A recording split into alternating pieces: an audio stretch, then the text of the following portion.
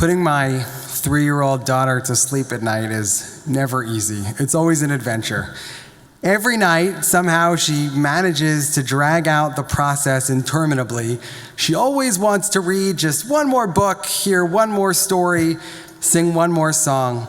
And after 3 more books, 3 more stories, and 3 more songs, when I tell her it's finally time to go to bed, she says, "Daddy, can you just stay for 2 more minutes?" And when those 2 minutes are up and I say, "Amalia, it's really time for bed now," she says, "Daddy, just 2 more minutes." And when I finally say, "Amalia, enough, it's time to go to sleep," she says something that breaks my heart every time that I hear it. "Daddy, I don't want to be lonely." My daughter doesn't want me to leave her room at night because she's afraid of being alone. And Amalia is far from alone in feeling alone. According to the United States Surgeon General, Dr. Vivek Murthy, our country is in the midst of a loneliness epidemic. A health advisory on loneliness released by the Surgeon General last year tells us that at any given moment, roughly 1 in 2 Americans, half of our country, experiences a measurable level of loneliness. That means that half of you in this room right now are feeling some level of loneliness. When Dr. Murthy first took office in 2014, he embarked on a cross-country listening tour to hear stories from people all over the country. And everywhere he went, people would say things to him like, "I feel like I have to shoulder all of life's burdens by myself. I feel so isolated from my friends and my family. If I disappeared tomorrow, who would even notice?" Dr. Murthy realized very quickly that we have a serious problem with loneliness in this country.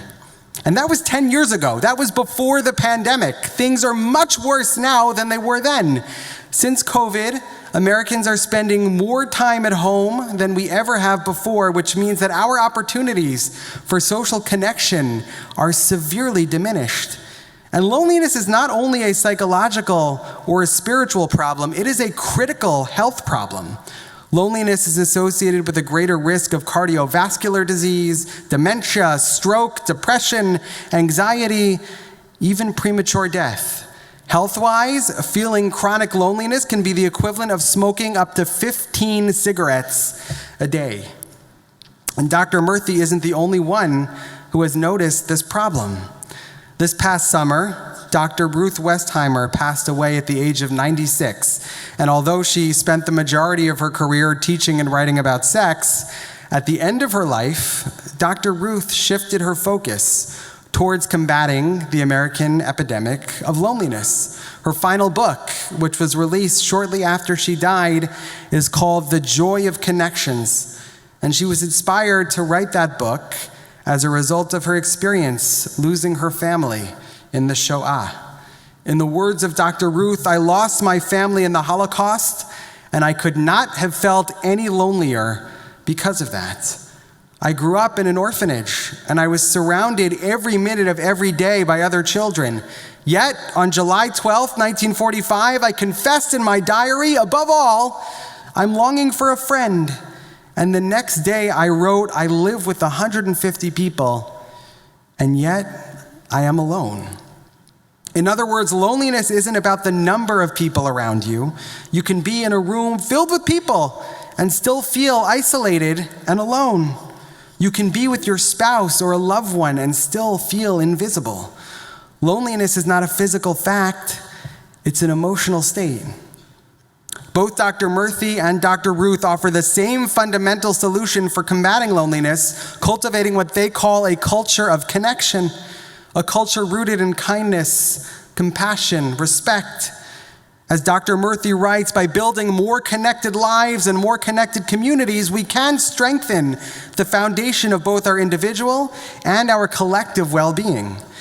And as I read their words and their studies, it occurred to me that what both Dr. Murthy and Dr. Ruth describe, overcoming loneliness through creating what they call cultures of connection, is a beautiful definition of precisely what it means to be Jewish.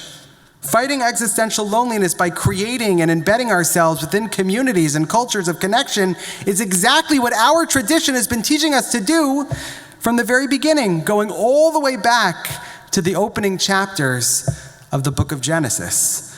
As I'm sure you all remember, at the beginning of the Torah, God creates the universe in 6 days. God creates the sun, the moon, the plants, the animals, human beings.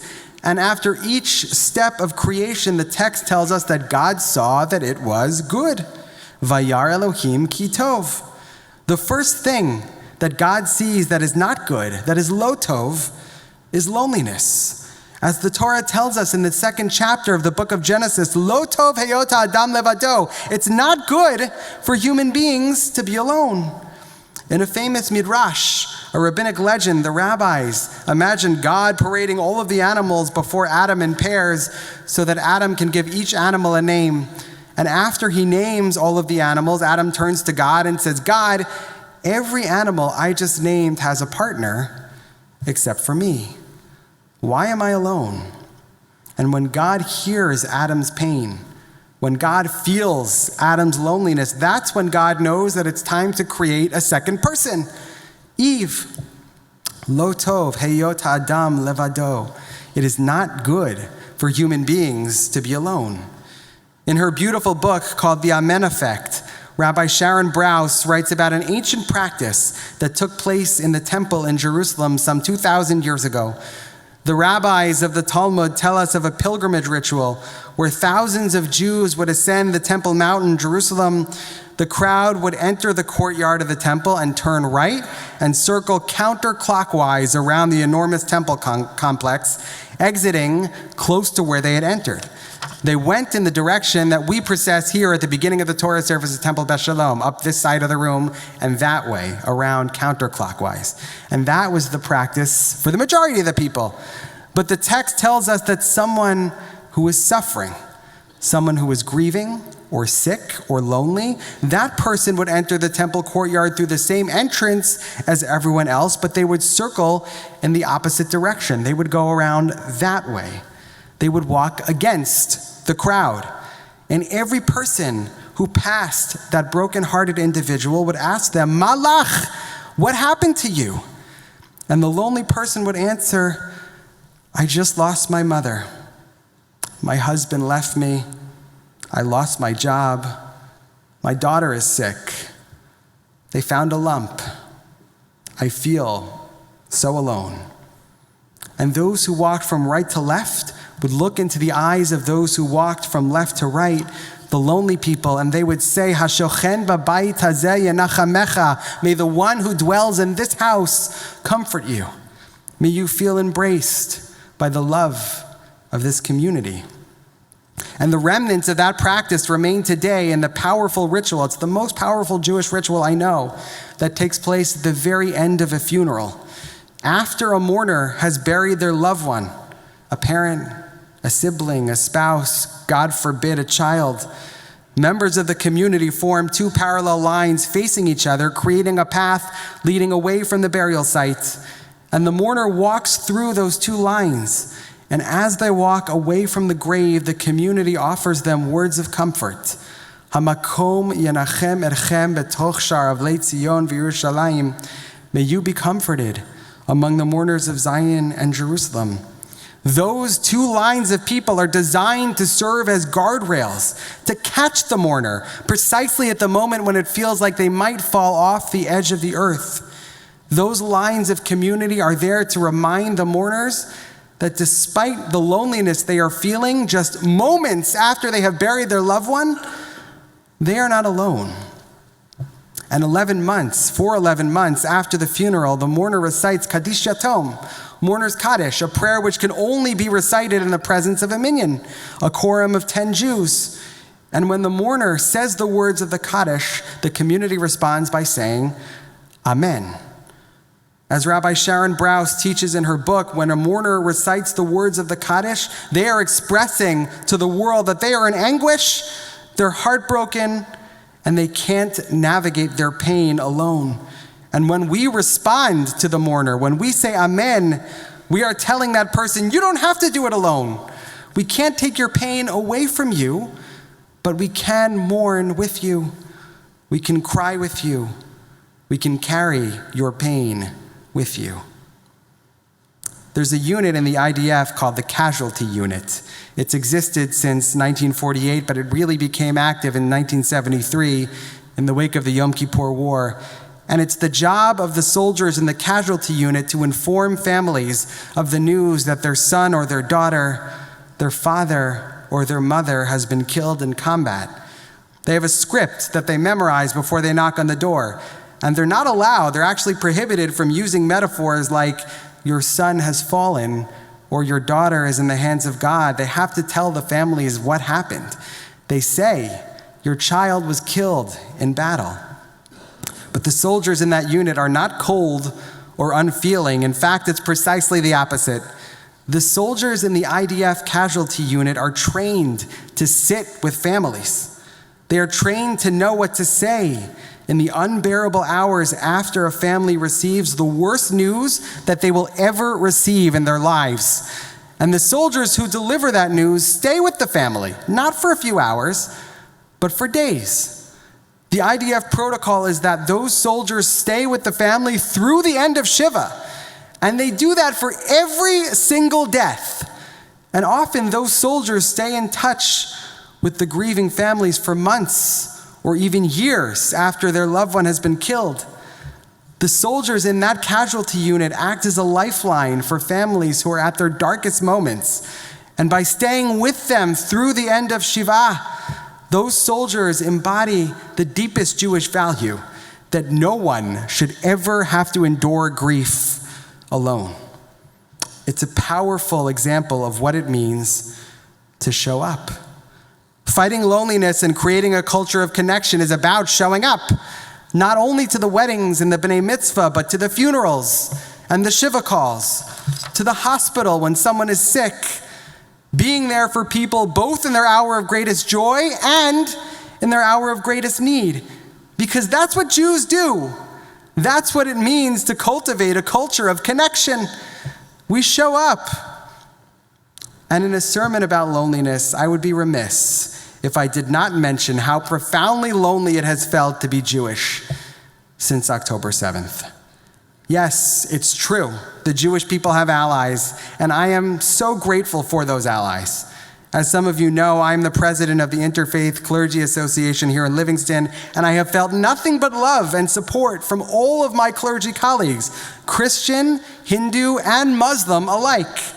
Yet despite how supportive and how loving our allies may be, it is impossible, it's really impossible to understand what it has felt like to be Jewish this past year unless you have lived through it yourself. And for those of us who have lived through it, we know it has felt very lonely indeed. In the wake of the worst attack on Jews since the Holocaust, the world responded with unprecedented levels of hatred towards Jews. Anti-Israel rhetoric, as we know, is ubiquitous on social media and on college campuses. And for maybe one day after October 7th, it felt like the world finally understood the plight of the Jewish people. But that narrative shifted almost immediately. Within hours, the world was accusing Israel and not Hamas of committing genocide. For over a year now, Jews across the globe have felt abandoned, misunderstood, and deeply alone. Yet as alienated as we have felt from the rest of the world, that's how strongly connected we have felt to our own community. On Monday night, I attended, along with many of you, the Greater Metro West communal October 7th commemoration at Temple B'nai Jeshurun. Jews from across the denominational spectrum came together to express our love and our support for Israel and the Jewish people. Over 3,000 people sang Hatikvah and Am Yisrael Chai together. It was a beautiful moment of achdut, a moment of unity, strength, resilience. Even at a time like this, when we feel so isolated and so alienated from the rest of the world, we are never really alone because Jews always have one another. In 1977, Natan Sharansky was imprisoned in the former Soviet Union for advocating for the rights of Soviet Jews. And 5 years into his imprisonment, Sharansky started a hunger strike in an attempt to gain the ability and the right to write letters to his family. As Sharansky writes in his memoir, a book fittingly called Never Alone, I started my hunger strike on Yom Kippur in 1982. My timing was deliberate. It meant that as I began, millions of Jews across the world would be fasting with me, and I would need that feeling of unity in the days to come as I languished on the border between life and death. I only had the strength to hold on to one feeling, the confidence that I was never alone, because my people were always with me. Tonight is the beginning of Yom Kippur, a night when we are at our most vulnerable and potentially our loneliest, because tonight we reflect upon our transgressions, all the many ways in which we have fallen short, and we confront the painful reality that we are imperfect, that we have failed to live up to even our own expectations. And admitting that we are flawed, that we are imperfect, that we have failed, that can be a very unsettling and lonely experience. But in its profound wisdom, our tradition refuses to let us be alone. One of the most powerful aspects of Yom Kippur is the fact that it's not only about personal atonement, it's about communal confession. We recite the vidui, the confessional prayer, together. Ashamnu, bagadnu, gazalnu, we have sinned, we have transgressed, we have fallen short. Not I, we. Because even though each of us reflects on our own personal missteps, we do it together. Our tradition tells us, yeah, you've made mistakes, but so is everyone else. You are not alone. By confessing communally tonight, we are actively creating a culture of connection. That's why we come to shul on Yom Kippur. We could pray at home, we could pray by ourselves, but there's a reason we come to shul. There's a reason we recite these prayers together, because our tradition understands that we cannot do this work alone. On Rosh Hashanah, I shared the words of Rachel Goldberg, the mother of Hirsch Goldberg Poland, who was killed by Hamas last month after nearly a year in captivity. I want to conclude tonight by sharing some words from Hirsch's father, John. John Poland wrote these words this past summer, just weeks before Hirsch was killed. Here's what he said. 2 years ago, my son Hirsch told my wife Rachel and me that he respects us very much, but he was not going to continue observing Shabbat in the way that we do. Despite this, every time he was home, he continued coming with me to synagogue, both on Shabbat evening and on Shabbat morning. Last summer, shortly before he was kidnapped on October 7th, Rachel asked Hirsch, "Why do you keep going to synagogue if Shabbat doesn't speak to you anymore?" And he answered, "I don't want Dad to sit alone." My son Hirsch came with me to shul, even though he no longer observed Shabbat. He did not come with me to synagogue because he agreed with me, and he did not come with me to synagogue to pray. He came with me to synagogue so that I would not be alone. Shabbat Shalom and Gemar Chatima Tova.